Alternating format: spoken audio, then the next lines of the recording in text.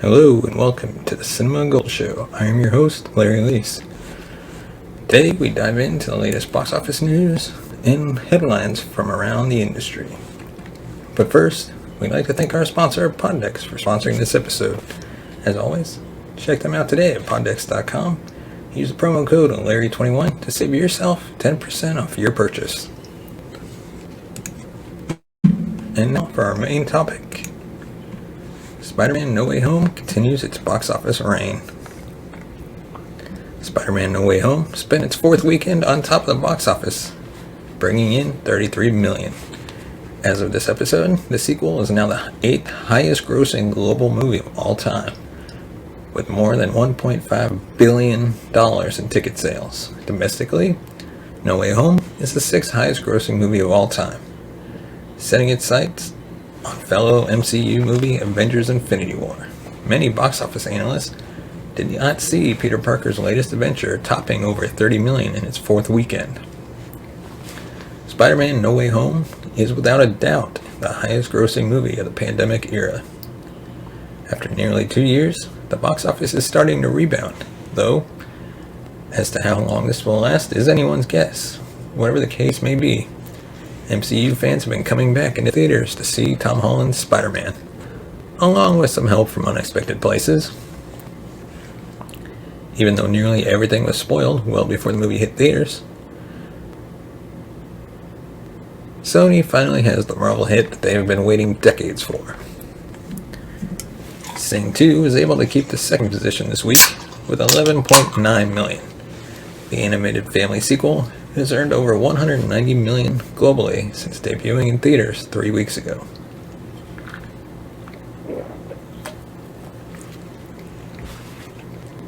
$335 debuted at number 3 after taking in $4.8 million.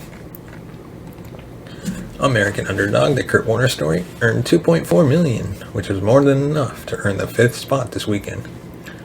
The sports biography debuted at number 4 last weekend and fell 38% over the course of the week. The Matrix Resurrections has fallen out of the top 5, landing at number 6 after bringing in just $1.8 million. The highly anticipated sequel is currently also streaming on HBO Max and has earned $124.5 million in theaters. Spielberg's West Side Story fell to number 7 after bringing in $1.4 million. Ghostbusters Afterlife came in at number 8 this weekend with $1.1 million. The latest installment in the long-running Ghostbusters franchise has earned $191.1 million since debuting in theaters more than 2 months ago. Paul Thomas Anderson's Licorice Pizza took the 9th spot with $1 million. Anderson's latest has received praise from both critics and viewers, receiving numerous award nominations, including 4 from the Golden Globes alone. Finally, House of Gucci closed out the top 10 with $623,000. As always, if you want to take a closer look at the box office numbers, you can go over to the numbers at the-numbers.com for more insight into the box office. And we'll have a link in the description to their information. And now, our next topic. Sadly, Bob Saget has passed away.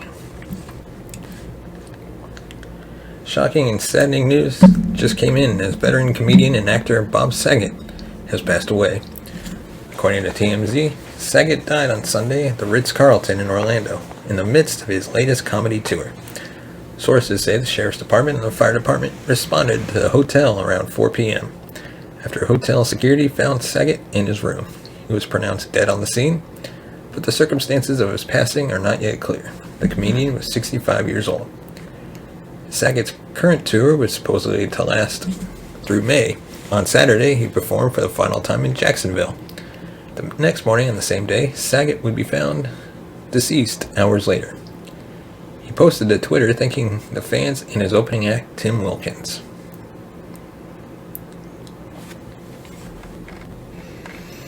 Saget has long said he preferred doing stand-up over acting, and for those mourning the loss, it comes of small comfort to know he passed while he was happy.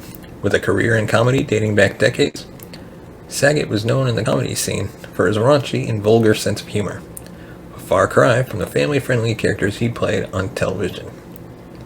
He he was honored by many fellow comedians during the roast of Bob Saget on Comedy Central, which included the late Norm Macdonald and Saget's personal friend delivering a very memorable set. Just recently, Saget also honored fellow comedy legend Betty White. After sharing a funny memory he shared of White from many years ago, Saget added, quote, "She always said the love of her life was her husband, who she lost in 1981. Well, if things work out by Betty's design in the afterlife, they are reunited. I don't know what happens when we die. But if Betty says you get to be with the love of your life, then I happily defer to Betty on this." Bob Saget is also very well known for his role as Danny Tanner in the classic sitcom Full House. He came back and reprised the role for all 5 seasons of the Netflix follow-up series Fuller House. When it comes to wholesome comedy, Saget also spent several years serving as the host of America's Funniest Home Videos, which basically was television's version of YouTube years before the internet came to be.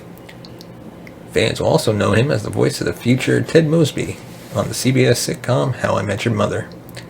Saget wrote a memoir, Dirty Daddy, which was released in 2014. While it's filled with many of his trademark naughty jokes, Saget also opens up about scleroderma, the disease that took the life of his sister in 1993.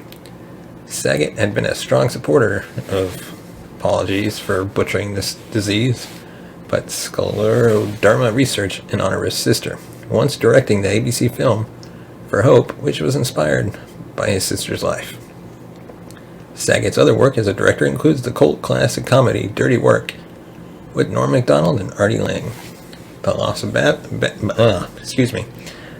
Bob Saget now means that the world is a lot less funny. Our condolences go out to his family, friends, and fans feeling the pain at this time. And as always, rest in peace, Bob Saget. And now, we're going to give you our review of the Book of Boba Fett, Episode 2. Chapter 2 of the Book of Boba Fett sees the bounty-turned-crime lord face new, unexpected threats in Mos Espa. How long will the Book of Boba Fett keep up the flashbacks? Probably a while, judging by the slow progression of the plot in both the stories this week. The Tribes of Tatooine was directed by Steph Green and written by Jon Favreau. It has a double meaning. There's the bureaucracy and assassins Boba and Fennec face in Mos Espa as the new big crime lords in town, and then there are the Tusken Raiders who help Boba survive in the desert in the days after the Stone Pit. The former in this episode serves mostly as striking but classic visuals who point Boba in the direction of the next scene. He learns that there are new contenders for the throne, the Hutt twins, who conveniently arrive in town years after Jabba died. When their posturing leaves them at a stalemate, it's back to the past. The Tuskens train Boba to fight with their signature gaffy stick, and in turn he helps them jump a train full of spice. The Pike Syndicate is driving straight through Tusken land. It's fun to see the alien prosthetics and designs on display, catch some Star Wars deep cuts, and watch Boba stand up for the Tuskens' ownership over their own land. However, overall, the inconsistent characterization for Fett and the lackluster, if ambitious, action scenes mean the show still doesn't have the heart of the best Star Wars stories. Despite strong acting from a charismatic Tamara Morrison, Boba Fett's evolution from ruthless bounty hunter to benevolent crime lord feels unlike the character at times. At the very least, the cracks are definitely showing in his new role. Either his plan to rule with respect isn't really working, or the script in the present-day scenes just isn't doing enough work. To Fett's credit, it's hard to start a new job, and I'm not sure a more cold-hearted Fett would have improved the story, despite that being his original reputation. He might have beefed up the action scenes, which would help set the show apart, but would it make his choices matter more? As is, we seem to be settling in for the longer haul in terms of consequences of Fett's relatively pacifist term.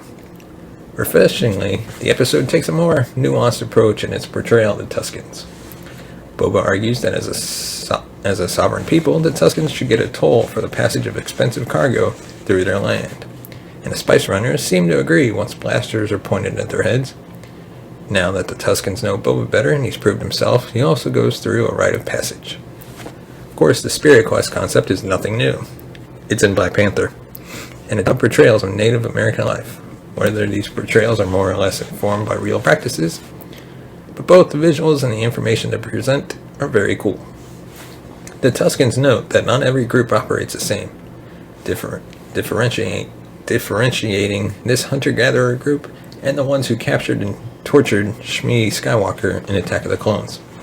It also suggests a past where Tatooine had oceans and trees, making at least a gesture at ecological history in a planet that is often portrayed as the eternal desert.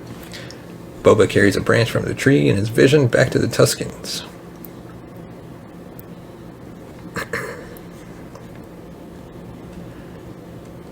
Who teach him to craft a gaffy stick weapon from it in a detailed and satisfying step-by-step montage. The vision also takes a turn into the prequels with a very cool sequence linking Boba's trauma in the Sarlacc pit with his life as a child, watching his father leave on a stormy night on Kamino. Last week, the Tuscans seemed to have regressed, wherein in Djarin's negotiations in The Mandalorian, they operated like a sovereign nation. The Book of Boba Fett treated them as more alien and inept. For most of this episode 2, they operate as accessories to Fett's skills. But by the end, however, the major questions that flesh out their culture have been answered.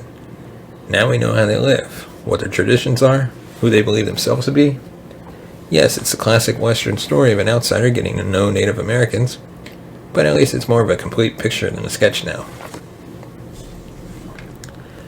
The other major Western influence is, of course, the train robbery. The Mandalorian has so effectively turned Tatooine into the quote-unquote Western planet that it's now difficult to remember it was originally more African-influenced, or representative of the modern American,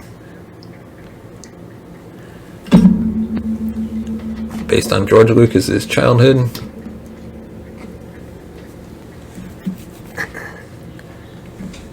But in the Disney era, it's really no surprise we get a train heist on a desert planet. The train scenes make for great visuals in this episode. The Xeris chrome zipping through the dune sea without tracks. The train doesn't really symbolize anything. Not longing for the horizon or a better life, not any particular technological or economic development, or at least not until Boba figures out it's carrying spice. The train robbery also reinforces last week's impression that the action scenes are just fine, with classic jumps and falls not served particularly well by the camera cutting away or zooming out for contextual wide shots. The same is true for a thoroughly okay fight scene at Tashi Station, with theatrical swings and Boba hitting a guy in the privates. It's also odd that the train takedown is very similar to the sandcrawler chase in The Mandalorian's second episode, with the Mandalorian's charming scrabble for victory now replaced by the roles of the inexperienced Tuscans. Speaking of inexperience, the scene in which Fett teaches the Tuscans to ride speeder bikes was also reminiscent of the Mandalorian's riding scene, albeit without as much charm. The awkward silences aren't particularly funny, nor the competence that is the end result particularly moving, since the script doesn't detail the Tuscans as individuals. The humor in the beginning of the episode works a bit better, with Fennec deadpanning that the ninja assassins from last week are overpriced. You're paying for the name. I also like that Fennec's desire to rule by fear is taken quite literally here. Just the prospect of being eaten by the Rancor from Return of the Jedi makes the assassin talk, even though Fennec knows the beast is dead. There's also a funny conversation between Boba and a desk clerk, who has to check the mayor's schedule. However, the flashback structure means each episode feels more like two separate vignettes than a whole. Presumably, the Tuscans will appear to help Boba Fett at another critical moment, or his gaffy skills come in handy. But the abrupt endings keep leaving me with a weird feeling, like this is still a story looking for either a theme or a plot. Fennec, in particular, still feels like a job description more than a character. The setting is certainly pretty cool, though. And now, on to our pod deck segment, where we check out the Poddex app and look through the Funny Films deck, and we pull out a card, and that is what we're getting. So today's question is, what is your favorite comedy movie? Pretty sure I answered this in a previous episode, but hey, favorites always change, even day to day for me. For a comedy, it's kind of a tie. I would say one would be Deadpool. I guess I'll do top 5 in no particular order. Deadpool, Airplane, Mars Attacks. If you want to call that comedy, I guess it is kind of somewhat. 2 more. Airplane, and for final would be let's see. Gosh, I can't think of another one. Another comedy movie. I'm gonna go with the original Clue. That's 5 of my favorite comedies, in no particular order. Hey, let us know in the comment section below what's your favorite comedy or top 5 favorite comedies. And as always, you can find us on Facebook, Twitter, Instagram. And as always, if you want to support the show, you can buy us a coffee at buymeacoffee.com/cinemagold. Your support helps the channel grow, and through upgrading our equipment, finding new hosts, getting new shows, and your support helps us do that.